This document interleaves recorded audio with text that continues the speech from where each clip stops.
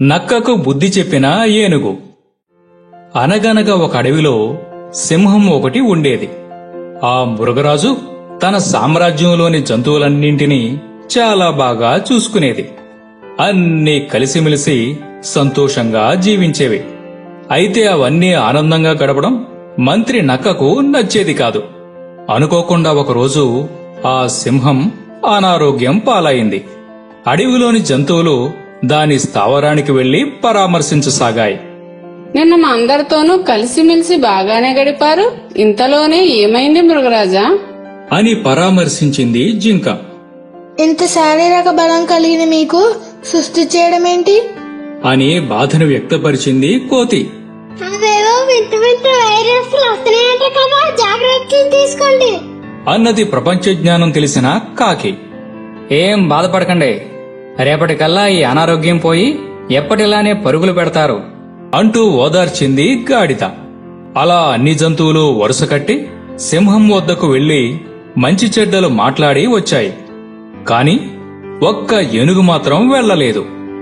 ఏనుగంటే పడని నక్క ఇదే అదనుగా భావించి సింహం ఒంటరిగా ఉన్న సమయం చూసి, రాజా, ఆ ఏనుగుకి మీరంటే లెక్కేలేదు, కనీసం మిమ్మల్ని చూడడానికి కూడా రాలేదు అంటూ ఏనుగు మీద నూరిపోసింది.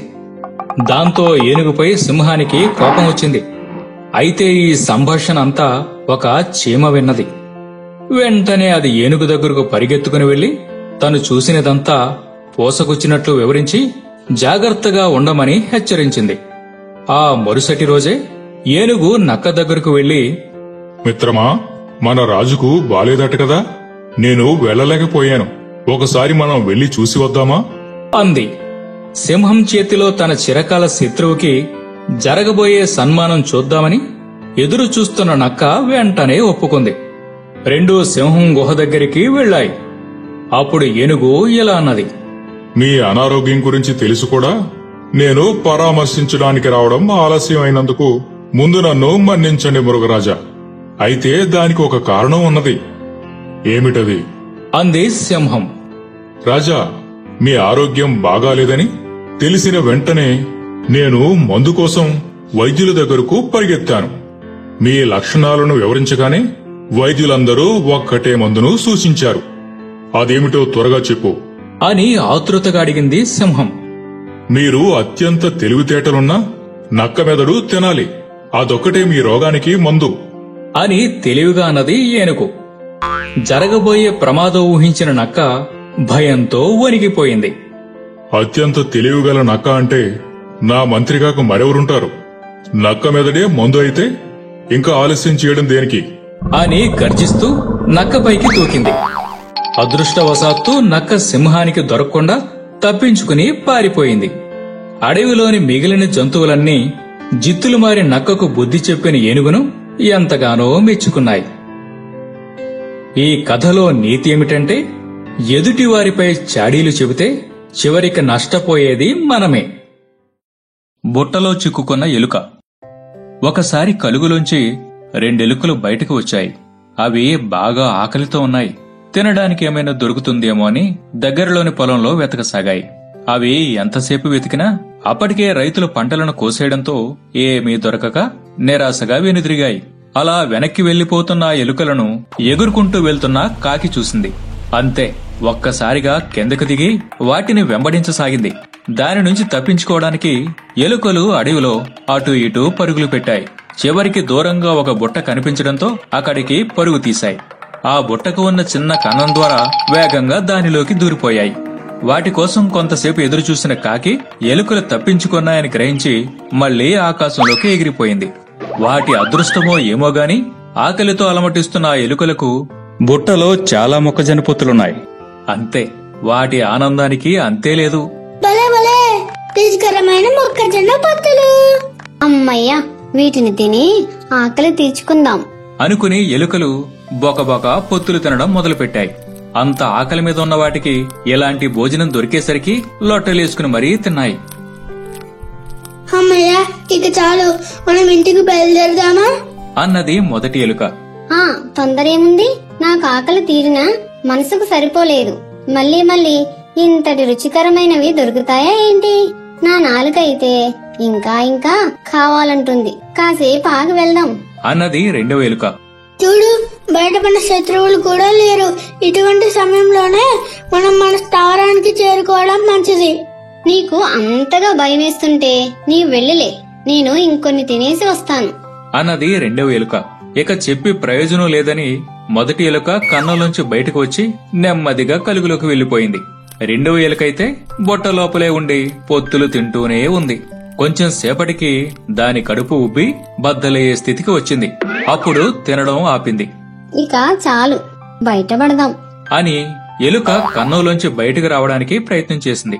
లోపలికి వెళ్లినప్పుడు బాగానే వెళ్లిన ఎలుక బయటకు మట్టుకు రాలేకపోయింది. ఎందుకంటే వెళ్లేటప్పుడు సన్నంగా ఉంది.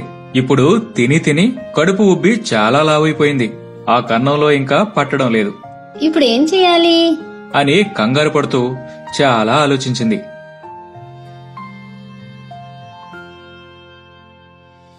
అప్పుడే పక్క నుంచి ఒక తాబేలు వెళ్తుండడం గమనించింది. తాబేలుకు విషయం చెప్పి సహాయం అడిగింది. ఇంకేం చేస్తావు? తిన్నదంతా అరిగి మళ్లీ ఆకలితో పొట్ట తగ్గేదాకా ఆగు.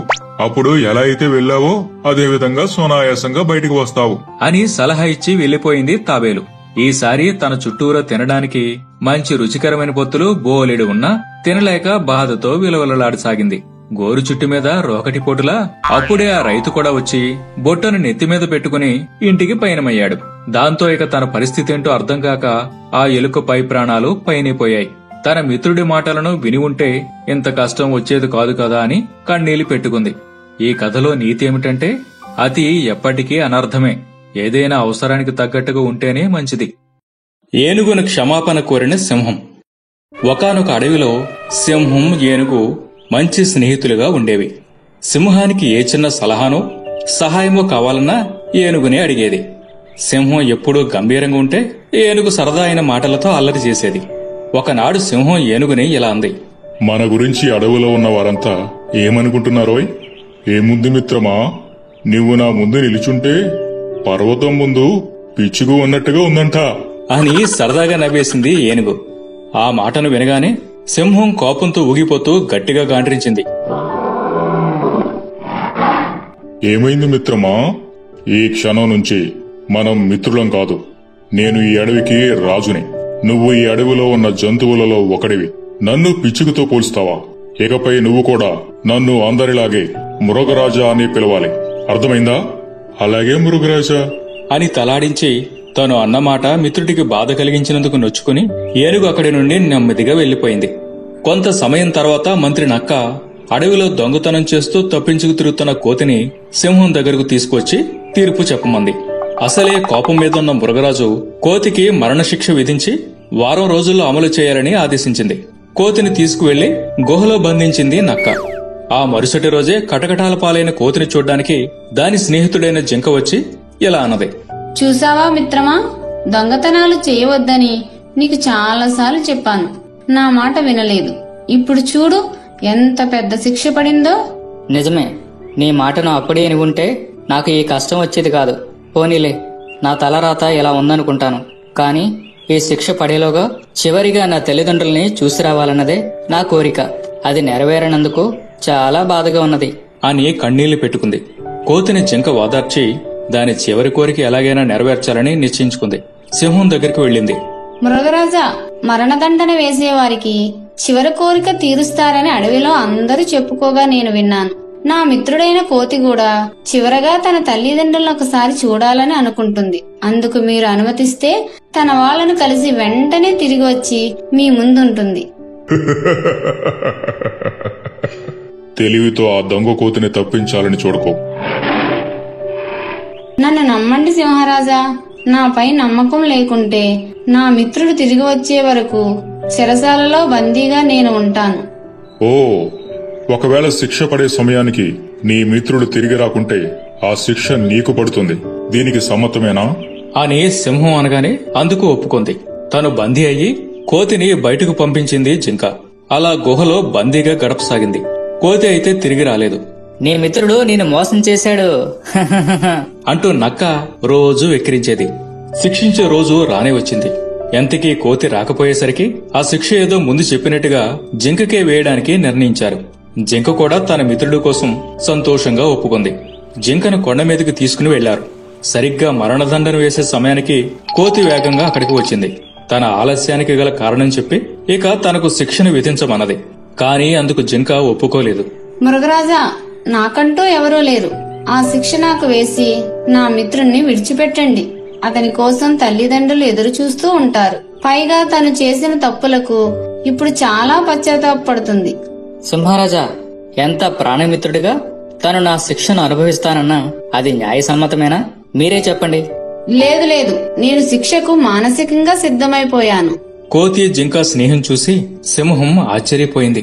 ప్రాణత్యాగానికి కూడా సిద్ధపడిన వారి స్నేహం ముందు తాను తలవంచింది. ఇక వారిద్దరిలో ఏ ఒక్కరిని శిక్షించదలుచుకోలేదు. ఇద్దరిని వదిలిపెట్టి హాయిగా జీవించమంది. తర్వాత ఆలోచనలో పడింది సింహం. ఒక చిన్న మాటకే తన ఆప్తమిత్రుడైన ఏనుగును దూరం చేసుకున్నందుకు చాలా బాధపడింది. తక్షణం ఏనుగు దగ్గరకు వెళ్లి క్షమాపణ కోరింది. ఆ తర్వాత నుంచి మళ్లీ సింహం ఏనుగు మంచి మిత్రులా కలిసిపోయాయి. ఈ కథలో నీతి ఏమిటంటే, ఎట్టి పరిస్థితుల్లోనూ మన నిజమైన స్నేహితులను దూరం చేసుకోకూడదు.